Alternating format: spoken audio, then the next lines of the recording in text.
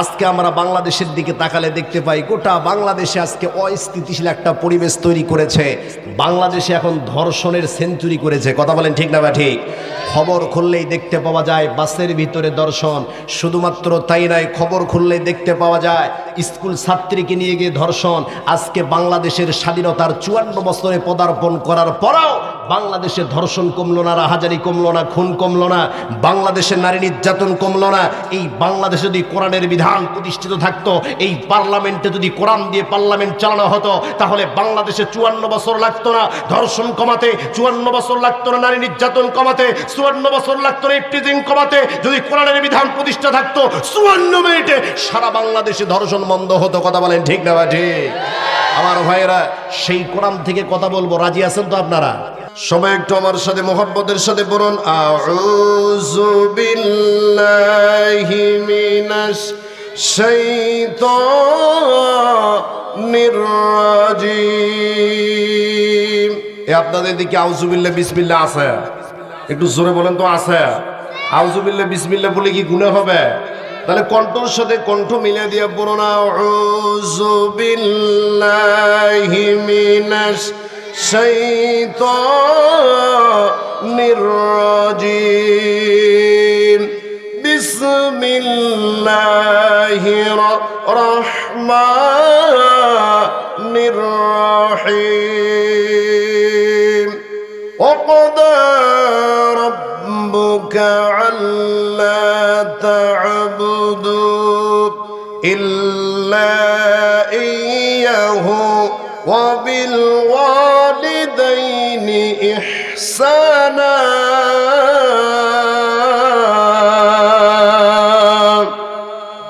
وآخر الآيات قال النبي صلى الله عليه وسلم الدنيا سجن المؤمن وجنة الكافر. وقال عليه الصلاة والسلام قال الله تعالى في شأن حبيبي محمد صلى الله عليه وسلم إن الله وملائكته يصلون على النبي يا أيها الذين آمنوا صلوا عليه وسلموا تسليما. درود اللهم صل على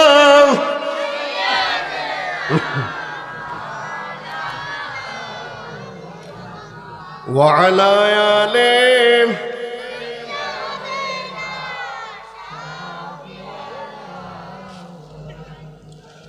দাও খোদা দাও আমায় আবার ওমর দারাজ দিল।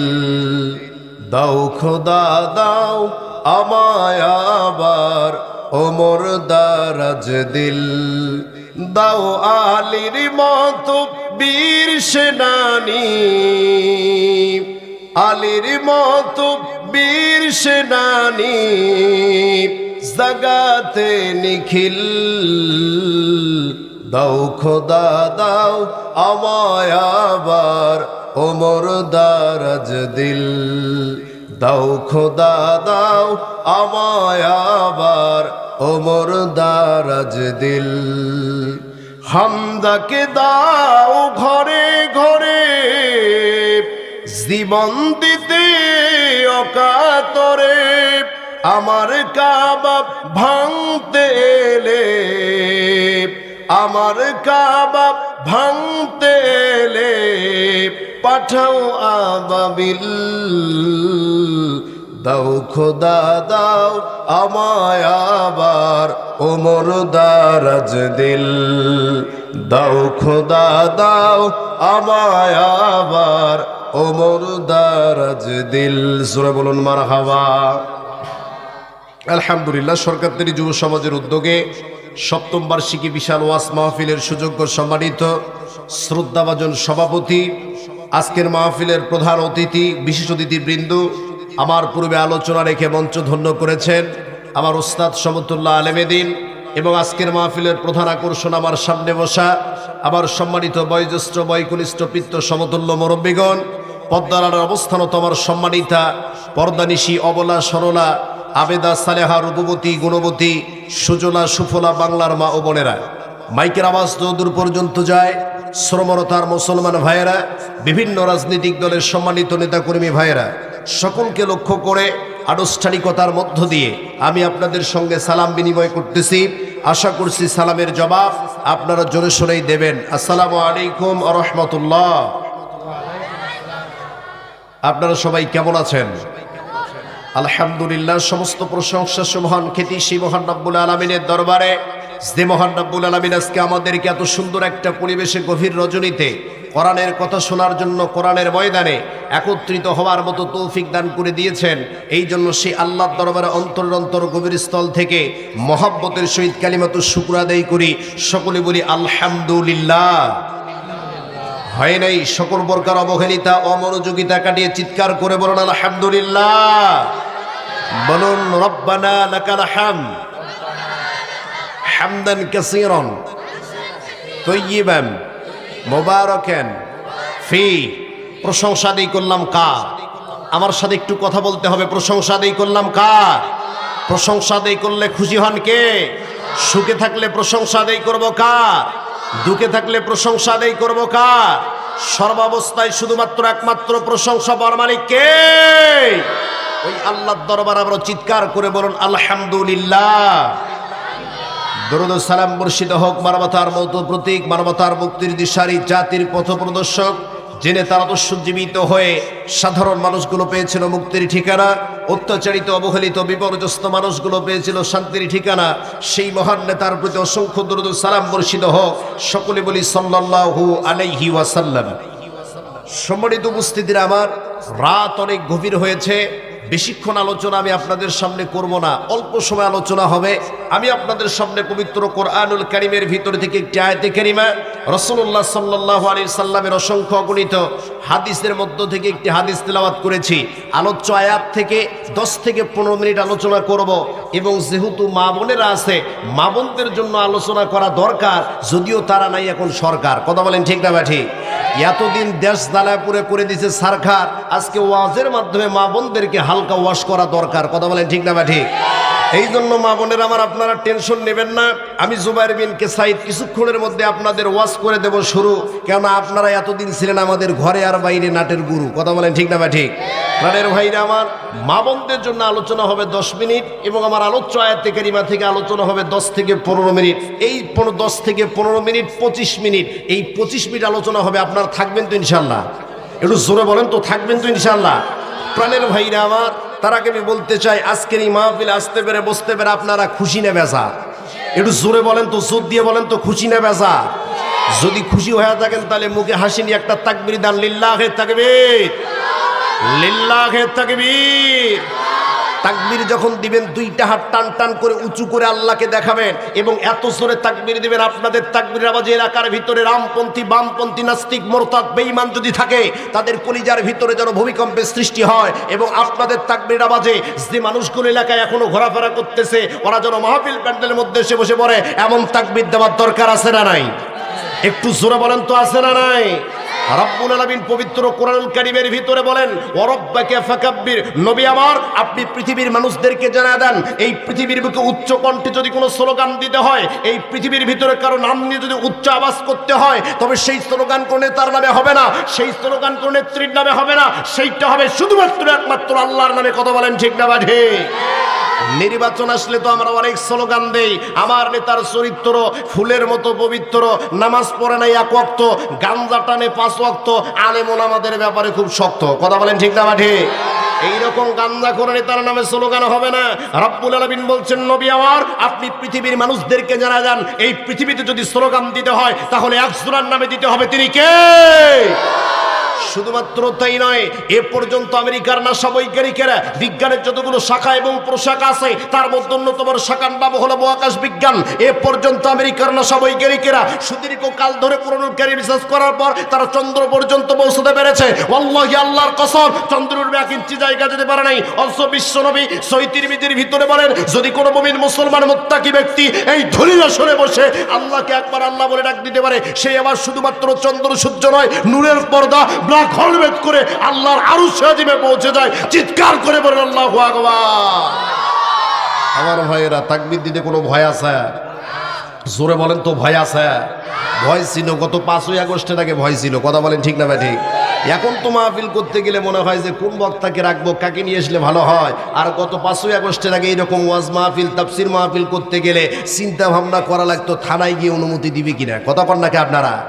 শুধুমাত্র তাই নয়, পোস্টারের ভিতরে প্রধান অতিথি, বিশেষ অতিথি, সভাপতির নামে ওই ক্ষমতাসীন দলের নাম যদি না লেখা থাকতো তাহলে সে মাহফিল ক্যান্সেল। কথা কন নাকি আপনারা? আমার ভাইয়েরা, সেই পরিবেশ আর সেই পরিস্থিতি বাংলাদেশে নাই। এই জন্য বলি আলহামদুলিল্লাহ। জোরে বলুন আলহামদুলিল্লাহ। আমার ভাইয়েরা, কোরআন থেকে আলোচনা হবে, মহাগ্রন্থের মহাবিশ্বয় পবিত্র কোরআনুল কারীম থেকে সংক্ষিপ্ত তাফসীর হবে কিন্তু যদি আজকে আমরা পৃথিবীর মানুষদের দিকে তাকাই, তাহলে গোটা পৃথিবীর মানুষদের দিকে তাকালে দেখতে পাই সারা পৃথিবীতে আজকে মুসলমানরা নির্যাতিত আর নিপীড়িত। কথা বলেন ঠিক না বা ঠিক? আমি একটা গবেষণা করে দেখলাম, গোটা পৃথিবীর মুসলমানদের এই দুর্দিন আর দুর্দশার পিছনে সবচাইতে বড় কারণ হচ্ছে আমরা মুসলমান আজকে আল্লাহর কোরআন থেকে দূরে সরে গেছি। কথা বলেন ঠিক না বা ঠিক? এই কোরআন থেকে দূরে সরে যাবার কারণে সারা পৃথিবীতে আজকে মুসলমানরা নির্যাতিত, নিপীড়িত, নিগৃহীত, লাঞ্ছিত, পদদলিত, অপমানিত। কথা বলেন ঠিক না বা ঠিক? এই কোরআন থেকে দূরে সরে যাবার কারণে পৃথিবীর মুসলিম অধ্যুষিত জনপদ ইরাক, ইরান, প্যালেস্টাইন, ফিলিস্তিন, Tajikistan, Kazakhstan, Syria, Libya, Algeria, Bulgaria, Nigeria সহ পৃথিবীর মুসলিম অধ্যুষিত জনপদগুলোকে বেছে বেছে টার্গেট করে করে ইহুদিবাদ ইসরায়েলের প্রত্যক্ষ মদতে, সন্ত্রাসবাদী আমেরিকার আঙ্গুলের ইশারায় আর সাম্রাজ্যবাদী ভারতের নগ্ন হস্তক্ষেপে সারা দুনিয়াতে মুসলমানদের রক্ত নিয়ে হোলি খেলা হচ্ছে। কথা বলেন ঠিক না বা ঠিক? সেই ষড়যন্ত্রের ধারাবাহিকতার অংশ হিসাবে 56,000 বর্গ মাইল আমার প্রাণপ্রিয় মাতৃভূমি বাংলাদেশ, 30 লক্ষ শহীদের রক্তের বিনিময়ে অর্জিত লাল সবুজের এই বাংলাদেশ, 90% মুসলিম অধ্যুষিত জনপদ বাংলাদেশেও একটা মহল সুপরিকল্পিতভাবে ইসলাম, মুসলমান, ইসলামী আন্দোলন, ইসলামী নেতৃত্ব, আলেম এবং উলামার বিরুদ্ধে এক সুগভীর ষড়যন্ত্রে মেতে রয়েছে। মুসলমান আওয়াজ দিয়ে কথা বলেন ঠিক না বা ঠিক? এই জন্য আমাদেরকে ফিরে আসতে হবে কোরআনের কাছে, হৃদয়ে ধারণ করতে হবে শুধুই কোরআন। এই কোরআন শুধুমাত্র সুবু খাইলে দায়িত্ব শেষ হয়ে যায় না। এই কোরআন দিয়ে শুধুমাত্র মিলাদ মাহফিল করলে এই কোরআন হক আদায় হয় না। এই কোরআন দিয়ে শুধুমাত্র আপনার মাতার মৃত্যুর পরে, আপনার পিতার মৃত্যুর পরে 3 দিন, 7 দিন, 40 দিন পরে মাদ্রাসার ছাত্রদেরকে ডেকে এনে কোরআন খতম করলে এই কোরআন হক আদায় হয় না। এই কোরআন দিয়ে শুধুমাত্র রমাদান কারিমে 30 পারা কোরআন খতম করলে এই কোরআন হক আদায় হয় না। কারণ এই কোরআনের বিধান প্রতিষ্ঠা করার জন্য সাহাবায়ে কেরাম জীবন দিয়েছেন। কথা বলেন ঠিক না বা ঠিক? এই কোরআনের বিধান প্রতিষ্ঠা করার জন্যই আমাদের নবী বিশ্বনেতা জনাবে মুহাম্মদ রাসূলুল্লাহ সাল্লাল্লাহু আলাইহি ওয়াসাল্লাম শিয়াবে আবি তালিবে 3 বছর কারারুদ্ধ ছিলেন। এই কোরআনের বিধান প্রতিষ্ঠা করার জন্য আল্লাহর নবী তায়েফে রক্ত ঝরিয়েছেন। এই কোরআনের বিধান প্রতিষ্ঠা করার জন্যই সাইয়েদে কুতুব শহীদ হয়েছেন। এই কোরআনের বিধান প্রতিষ্ঠা করার জন্য শহীদ হাসানুল মান্না নিজের জীবনকে উৎসর্গ করেছেন। এই কোরআনের বিধান প্রতিষ্ঠা করার জন্যই আমাদের ইমামে আজম আবু হানিফা জেলখানার ভিতরে ধুকে ধুকে নিজের জীবনকে উৎসর্গ করেছেন। কথা বলেন ঠিক না বা ঠিক? এই কোরআনের বিধান প্রতিষ্ঠা করার জন্যই কোরআনের পাখি যিনি 50টি বছর সারা বাংলাদেশ সহ গোটা দুনিয়াতে কোরআনের দাওয়াত দিয়েছিলেন, সেই কোরআনের পাখি আল্লামা দেলোয়ার হোসেন সাঈদীকে জালেম সরকার শুধুমাত্র ইসলামী আন্দোলনের নেতৃত্ব দেওয়ার বিরুদ্ধে এই জালেম সরকার বছরের পর বছর তাকে জেলখানার ভিতরে আটকে রেখে শহীদ করে দিয়েছে। মুসলমান কথা বলতেই হবে, ঠিক না বা ঠিক? আমার ভাইয়েরা, এই জন্য কোরআনের বিধান প্রতিষ্ঠার জন্য, ইসলামের জন্য, আল্লাহর জন্য, আল্লাহর কোরআনের জন্য, আল্লাহর নবীর জন্য যদি আজ আমাদের ময়দানের আকাশে রাজপথে নামতে হয়, নারে তাকবীরের স্লোগানে বাংলার আকাশ বাতাস পুরো কম্পিত করে কারা কারা ময়দানে নামতে রাজি আছেন 2 হাত তুলে আল্লাহকে দেখায়া দেয়। নারে তাকবীর, লিল্লাহি তাকবীর। আল কোরআনের আলো, আল হাদিসের আলো, আলেম ওলামা যেখানে, হে পোলায় আছে যেখানে। ঠিকই বলেছেন, পোলা আছে যেখানে আমরাও আছি সেখানে। কথা কন না আপনারা?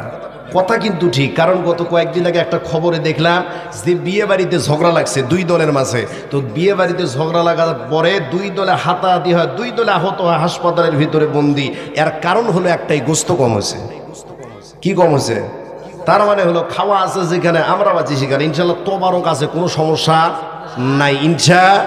আমার ভাইয়েরা, আজকে আমরা বাংলাদেশের দিকে তাকালে দেখতে পাই গোটা বাংলাদেশে আজকে অস্থিতিশীল একটা পরিবেশ তৈরি করেছে। বাংলাদেশে এখন ধর্ষণের সেঞ্চুরি করেছে। কথা বলেন ঠিক না বা ঠিক? খবর খুললেই দেখতে পাওয়া যায় বাসের ভিতরে ধর্ষণ। শুধুমাত্র তাই নয়, খবর খুললেই দেখতে পাওয়া যায় স্কুল ছাত্রীকে নিয়ে গিয়ে ধর্ষণ। আজকে বাংলাদেশের স্বাধীনতার 54 বছরে পদার্পণ করার পরেও বাংলাদেশে ধর্ষণ কমলো না, রাহাজারি কমলো না, খুন কমলো না, বাংলাদেশের নারী নির্যাতন কমলো না। এই বাংলাদেশে যদি কোরআনের বিধান প্রতিষ্ঠিত থাকতো, এই পার্লামেন্টে যদি কোরআন দিয়ে পার্লামেন্ট চালানো হতো, তাহলে বাংলাদেশে 54 বছর লাগতো না ধর্ষণ কমাতে, 54 বছর লাগতো না নারী নির্যাতন কমাতে, 54 বছর লাগতো না ইফটিজিং কমাতে। যদি কোরআনের বিধান প্রতিষ্ঠা থাকতো, 54 মিনিটে সারা বাংলাদেশে ধর্ষণ বন্ধ হতো। কথা বলেন ঠিক না ঠিক? আমার ভাইয়েরা, সেই কোরআন থেকে কথা বলবো, রাজি আছেন তো আপনারা? এতে আপনাদের অনুমতি আছে তো ভাই? ইনশাআল্লাহ। প্রাণের ভাইরা আমার, আপনারা শিক্ষিত মানুষ, আলোচনা শুরুর পূর্ব মুহূর্ত দিয়া আমি আপনাদেরকে প্রশ্ন করতে চাই, এই যে কোরআনটা আল্লাহ নাজিল করলেন, এই কোরআন কাদের জন্য নাজিল করেছেন? একটু জোরে বলেন তো, কাদের জন্য নাজিল করেছেন? কেউ বলতেছেন মুমিনদের জন্য, কেউ বলতেছেন মুসলমানদের জন্য। দেখেন রব্বুল আলামিন কি বলেন। রব্বুল আলামিন ডাক দিয়া বলেন, হাদা বায়ানুল লিন্নাসি ওয়া হুদা ওয়া মাউইযাতুল লিল মুত্তাকিন।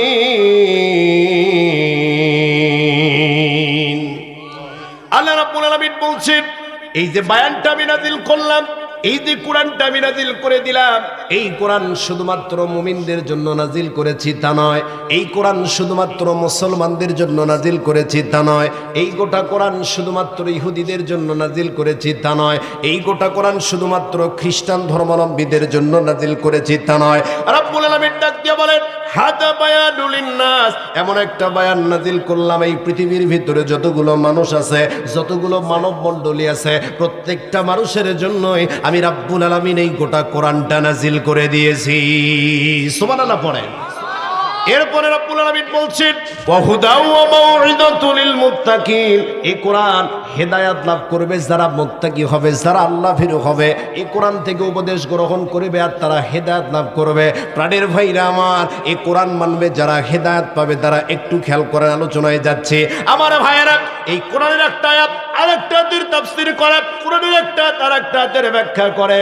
আল্লাহ রাব্বুল আলামিন এই হেদায়েতের ব্যাখ্যা সম্পর্কে অন্য আয়াতে কারিমার ভিতরে বলেন, আল্লাযীনা ইয়াসতামিউনাল কওলা ফায়াত্তাবিউনা আহসানাহু উলাইকাল্লাযীনা হাদাহুমুল্লাহ।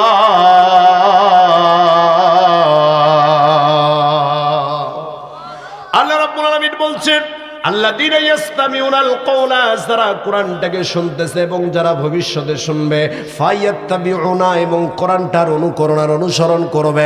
আল্লাহ রাব্বুল আলামিন ডাক দিয়ে বলেন, উলাইকাল্লাযীনা হাদাহুমুল্লাহ, আমি আল্লাহর পক্ষ থেকে ওই বান্দাগুলার প্রতি হেদায়েত দিয়ে দেব। সুবহানাল্লাহ পড়েন। তার মানে হলো অত্র আয়াতে কারিমার ভিতরে রব্বুল আলামিন দুইটা বিষয় জানিয়ে দিলেন। আল্লাযীনা ইয়াসতামিউনাল কওলা ফায়াত্তাবিউনা, যারা কোরআনটাকে শুনবে এবং কোরআনটার অনুকরণ অনুসরণ করবে। তার মানে হলো কোরআন শুধু শুনলে হবে না, কোরআন মানা লাগবে। কথা বলেন ঠিক না বা ঠিক? আমার ভাইয়েরা, এই বাংলাদেশে কিন্তু তাফসীর মাহফিল কম হয় না। 2022 সালে ইউনুস্কের তথ্য মতে তারা একটা জরিপ করলো। এই জরিপের ভিতরে দেখা গেল আমার সোনার বাংলাদেশে জানুয়ারি, নভেম্বর, ডিসেম্বর এই 3 মাসে গড়ে 1700 করে তাফসীর মাহফিল হয় আমার সোনার বাংলাদেশে। শুধুমাত্র তাই নয়, 22,000 ইন্ডেক্সধারী আলিয়া মাদ্রাসার দেশ আমার সোনার বাংলাদেশ, অসংখ্য গণিত কওমি মাদ্রাসার দেশ আমার সোনার বাংলাদেশ, অসংখ্য গণিত হাফিজিয়া মাদ্রাসার দেশ আমার সোনার বাংলাদেশ। এত কোরআনের তাফসীর, এত কোরআনের কথা চলার পরও বাংলাদেশে চুরি কমলো না, বাংলাদেশে ডাকাতি কমলো না, নারী নির্যাতন কমলো না, ধর্ষণ কমলো না। আগে চুরি হতো অ্যানালগ কায়দায়, আর বর্তমান চুরি হয় ডিজিটাল কায়দায়। কথা কন নাকি আপনারা? আমার ভাইয়েরা, আগে বামনদের পদ্মা ছিল একরকম, এখনো হয়ে গেল আর একরকম। তার মানে হলো এই বাংলার মানুষেরা কোরআন শুনতে আসে মানার জন্য নয়, এই বাংলার মানুষেরা কোরআন শুনতে আসে বক্তা যাচাই করার জন্য। কোন বক্তা কত সুর দিতে পারলো, মানুষকে মজাইতে পারলো, কোন বক্তা কত সুন্দর ঘটনা বলতে পারলো, এইটা শোনার জন্য আসে।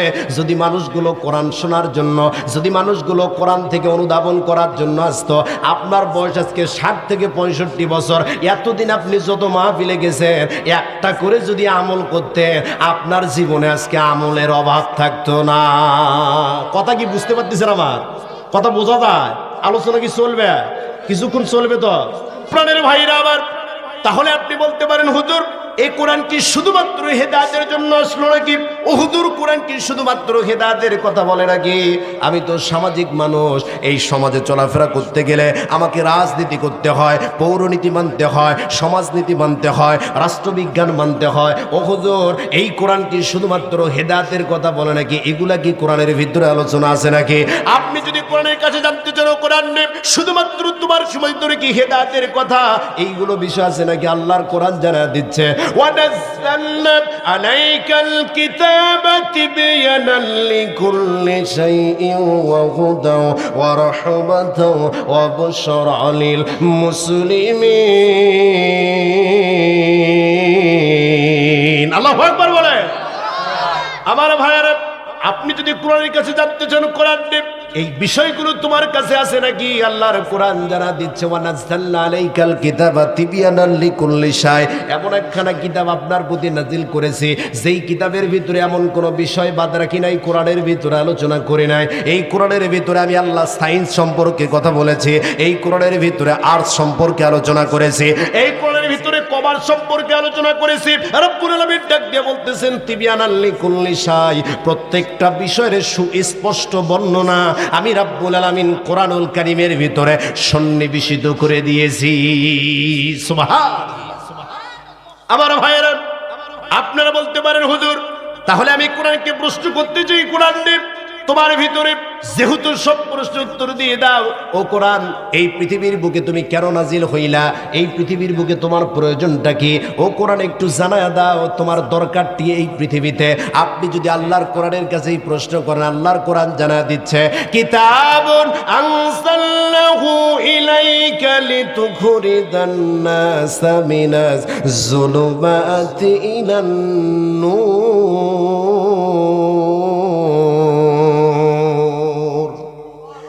আল্লাহর কোরআনের কাছে জানতে চান কোরআন এই পৃথিবীর বুকে তুমি কেন নাজিল হইলা? এই পৃথিবীর বুকে তোমার প্রয়োজনটা কি? আল্লাহর কোরআন জানা দিচ্ছে কিতাবুন আনসালনাহু ইলাইকা লিতুখরিজান নাস, এই কিতাব আপনার প্রতি এই জন্য নাজিল করেছি যাতে আপনি আপনার প্রতিপালকের নির্দেশ কর্মে যে মানুষগুলো অন্ধকারের দিকে চলে গেছে, যে মানুষগুলো পথভ্রষ্টতার দিকে চলে গেছে, যে মানুষগুলো সত্য ছেড়ে মিথ্যাকে গ্রহণ করেছে, যে যুবকগুলো ইসলামের পথ ছেড়ে বাতিলের পথে চলে গেছে, ওই অন্ধকারের মানুষগুলো যাতে আলোর দিকে আসতে পারে, ওই অন্ধকারের মানুষগুলোকে আলোর দিকে নিয়ে আসার জন্যই আমি রব্বুল আলামিন এই গোটা কোরআনটা নাজিল করে দিয়েছি। সুবহানাল্লাহ। কোরআন আপনাকে সব বিষয়ের প্রশ্ন সন্নিবেশিত রব্বুল আলামিন করে দিয়েছেন। যে প্রশ্নের উত্তর চাবেন কোরআন সেই প্রশ্নের উত্তর দিয়ে দেবে। আপনারা বলতে পারেন হুজুর খুব ভালো কথা, বুঝলাম কোরআন সব বিষয়ের উত্তর দিয়ে দেয়। ও হুজুর কোরআনকে আমরা একটা সমসাময়িক প্রশ্ন করতে চাই, সেইটা হলো বাংলাদেশে বর্তমানে নেতা নিয়ে খুব কথা হচ্ছে। এই বাংলাদেশে কিন্তু নেতার অভাব ছিল না গত 17 বছরে। এখানে ঘরে নেতা, বাহিরে নেতা, ছোট নেতা, পাতি নেতা, খাটো নেতা। ওয়াজের ময়দানে যাবেন, নেতা প্রথমে মাইক ধরে ডাক দিয়ে বলতে হুজুর দেখে শুনে কথা বলবেন, এলাকা কিন্তু আমার। কথা কন নাকি আপনারা? কথা বুঝতেছেন না? নেতা মাইক ধরে ডাক দিয়া বলতো হুজুর দেখে শুনে কথা বলবেন, এলাকা কিন্তু আমার। আপনারা বলতে পারেন হুজুর বর্তমানে তো নেতা নিয়ে কথা হচ্ছে, কার হাতে নেতৃত্ব দেব, কার হাতে ক্ষমতা দেব? এক দল তো চলে গেল, এখন কোন দলকে নিয়ে আসবো? ও হুজুর কোরআন কি নেতা নিয়ে কোনো আলোচনা করেছে নাকি? এই কোরআনের ভিতরে কি নেতার কোনো গুণ নিয়ে আলোচনা হয়েছে নাকি?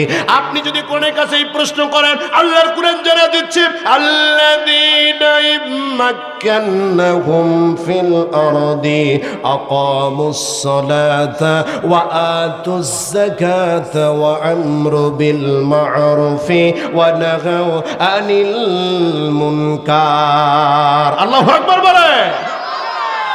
আপনি যদি কোরআনের কাছে জানতে চান কোরআন ও কোরআন তোমার ভিতরে কি নেতা নিয়ে কোন আলোচনা আছে নাকি, নেতৃত্ব নিয়ে কোন আলোচনা আছে নাকি? আল্লাহর কোরআন যারা দিচ্ছে আল্লাযীনা ইম্মাক্কানাহুম ফিল আরদি, আমি যদি তাদেরকে পৃথিবীর বুকে প্রতিষ্ঠিত দান করি, তার মানে হলো যারা ইসলামিক নেতা হবে, এই ইসলামিক নেতার বৈশিষ্ট্য হবে 4টা। কয়টা? একটু জোরে বলেন তো কয়টা? আমি যদি তাদেরকে পৃথিবীর বুকে প্রতিষ্ঠিত দান করি, ইসলামিক নেতার বৈশিষ্ট্য হবে চারটা। রাব্বুল আলামিন কোরআনুল কারীমের ভিতরে কত সুন্দর করে জানিয়ে দিচ্ছেন। আকামুস সালাতা, ক্ষমতায় যাবার পরে তারা নামাজ প্রতিষ্ঠা করবে। 2 নাম্বার বৈশিষ্ট্য হলো ওয়া আতুজ যাকাতা, এবং 2 নম্বরে তারা যাকাত প্রদান করবে। প্রাণের ভাইরা আমার, কিন্তু গত 17 বছরে আমরা এমন নেতৃত্ব দেখেছি, যাকাত দেওয়া তো দূরের কথা, উল্টারও জনগণের সম্পদ তছরুপ করতে নেতা ব্যস্ত ছিল। কথা বলেন ঠিক না ঠিক? এই বাংলাদেশে উন্নয়নের নাম করে গত 17 বছরে বাংলাদেশ থেকে যত টাকা বাহিরের দেশে পাচার করে বাংলাদেশের অর্থনৈতিক খাতকে দুর্বল করে দিয়েছে। একটা পদ্মা সেতুর নাম কইরা বাংলাদেশ থেকে যত টাকা পাচার করেছে, বর্তমান সংবাদ মতে দেখা যায় ওই একটা পদ্মা সেতুর টাকা দিয়া বর্তমান বাংলাদেশে 3টা পদ্মা সেতু হতো। কথা বলেন ঠিক না ঠিক?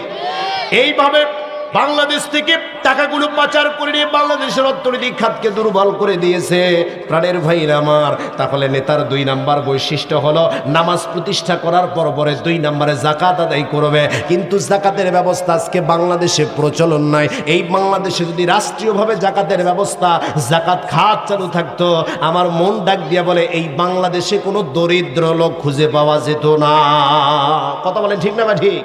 যদি যাকাত ব্যবস্থা ইসলামিক আইন মতো, ইসলামিক রাষ্ট্র মতো রাষ্ট্রতে চালু থাকতো, এই বাংলাদেশে কোনো দরিদ্র থাকতো না। কিন্তু যাকাত নাই, কোনো ওসরও নাই। আজকের মানুষগুলো আছে, নেতা নেত্রীগুলো আছে, কিভাবে শুধু জনগণের সম্পদগুলো মেরে দেওয়া যায়। কথা বলেন ঠিক না ঠিক?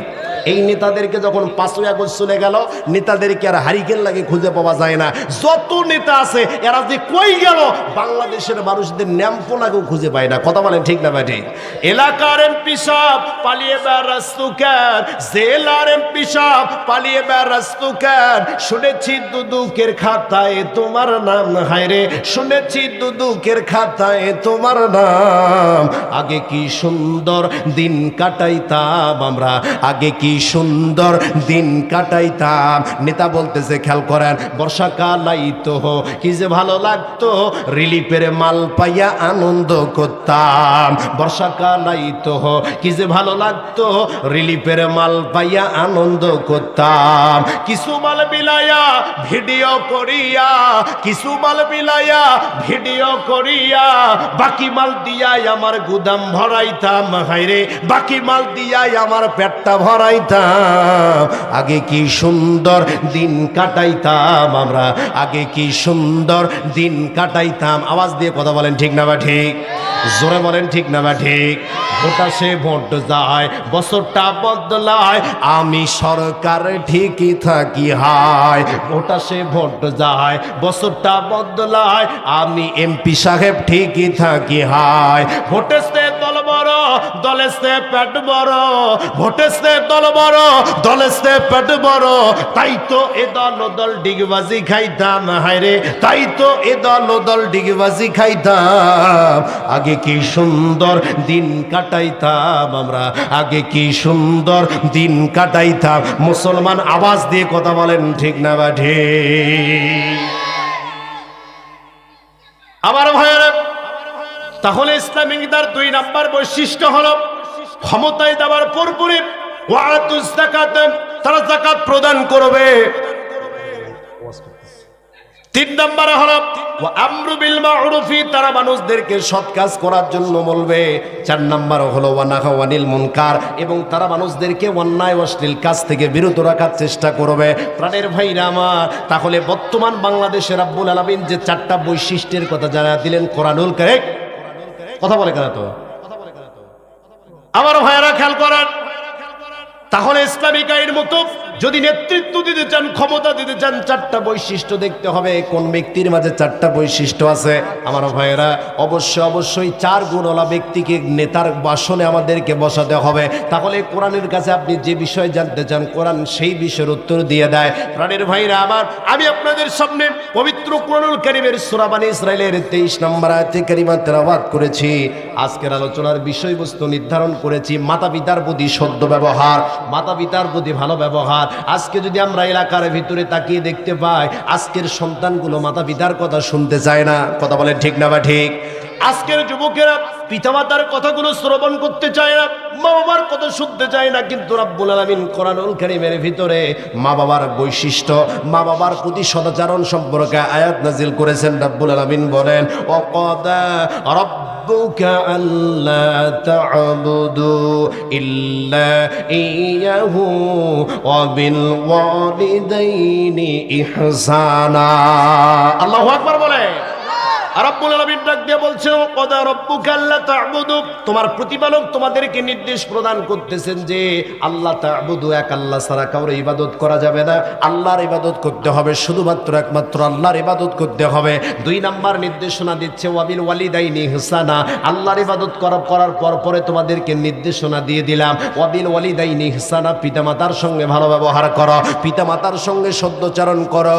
কিন্তু যদি আজকে আমরা যুবক সমাজের দিকে তাকাই, যুবতী সমাজের দিকে তাকায়, প্রত্যেকটা মা বাবার অভিযোগ হচ্ছে ওয়াজ করতে গেলে হুজুর মাতা পিতা সম্পর্কে একটু কথা বলবেন, আমার সন্তান আমার কথা শুনতে চায় না, আমার মেয়ে আমার কথা শুনতে চায় না। আমার ভাইয়েরা, রব্বুল আলামিন পবিত্র কোরআনুল কারীমের ভিতরে স্পষ্ট জানিয়ে দিচ্ছেন, দুনিয়ার মানুষেরা রে, এক আল্লাহর ইবাদত করবা, এক আল্লাহর ইবাদত করার পরে 2 নাম্বার নির্দেশ, ওই দোয়া রব্বুল আলামিন কখনো ফেরত দেন না।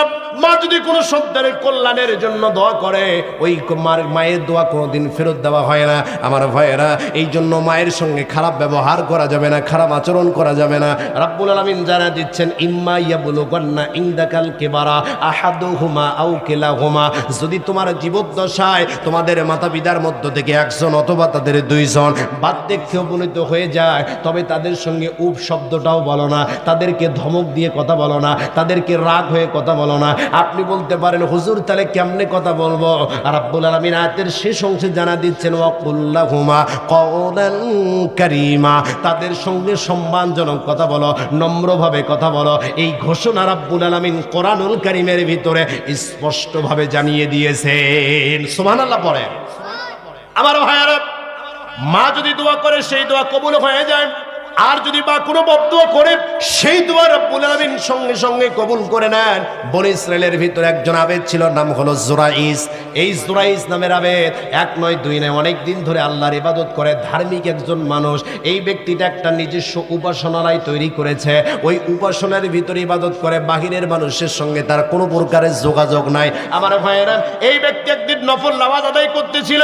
নফল নামাজ আদায় করার সময় তার মা দরজার কাছে এসে ডাক দিয়ে বলতেছেন, জুরাইস বাবা, আমার একটু শোনো, আমি তোমার সঙ্গে একটু কথা বলতে চাই। এবার জুরাইস ডাক দিয়ে মনে মনে চিন্তা করতেছেন, আখারে নামাজে দাঁড়িয়ে আছে, এইদিকে মাও ডাকতেছে, কোনটাকে করব?